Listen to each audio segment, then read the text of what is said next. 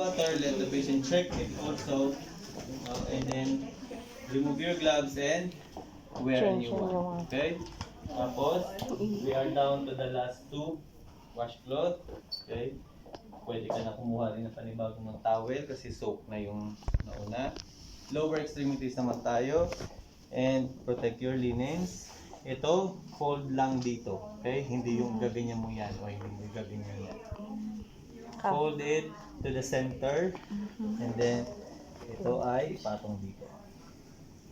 Okay? Expose lang yung Dapat lilinisin. yung i-work ninyo na part. Balik na tayo sa mitten technique. Soapy tayo ulit. Soak and squeeze. Uunahin mo ngayon yung ankle. Okay, and then upward. Ano ulit ang purpose nito? Venus return. Venus return. No? So dito nalinis naman na yan. So hanggang dito ka na lang. Then soak and squeeze. Dorsum part ng foot. Okay, and then the sole of the foot and intermediates of fingers. So, bando naman tayo. Technique pa rin, soak and squeeze. And then, rotation sa ankle and then upward stroke. Okay. And then, soak and squeeze. Dorsum tayo ng foot, then the sole, and then intermediates. After nyan, gawin mo na rin doon sa kabilang side. Tapos, pat dry. Okay. Oh, you change your gloves again. Kasi mag-apply ka na ngayon ng lotion. Okay, matapos mo applyan na lang lotion sa buong katawan, okay, inusuot na natin yung Damit. gown. Saan tayo mag-start? Sa weak side. Sa weak side. Okay.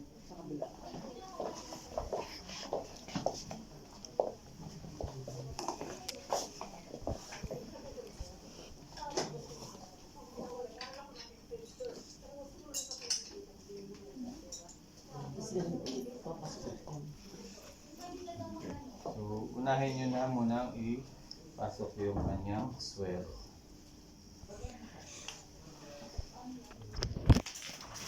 Ayan.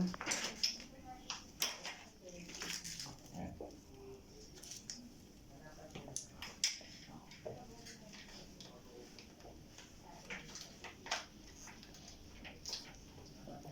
So, gently nung ayusin yung cord ay yung tubings.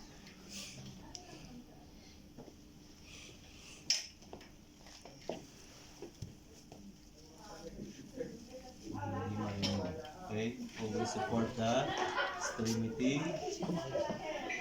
and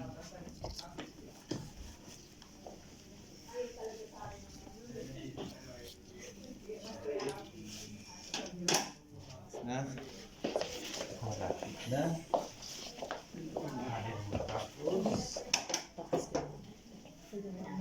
Tapos pwede mo itong i-remove. This goes to your hamper. Siya ang nililisa. Then,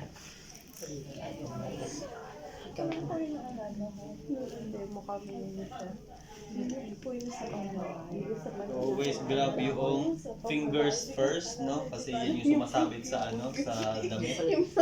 Kaya nahihirapan tayo magsuot. Sir, kindly turn on your left side quickly para mabuton lang natin yung damit.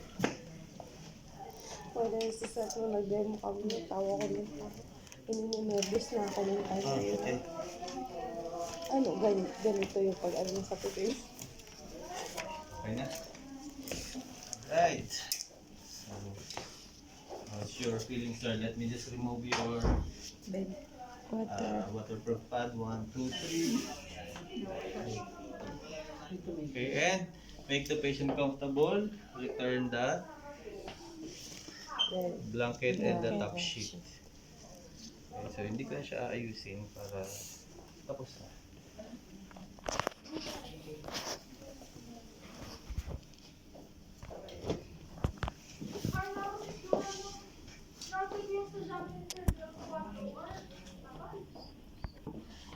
lowest possible position. Kasi again, para Hindi pag siya nahulog, hindi basag ang mukha.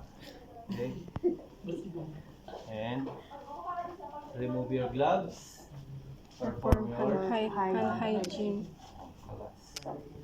Hindi natin ayusin yung ibang procedure na yung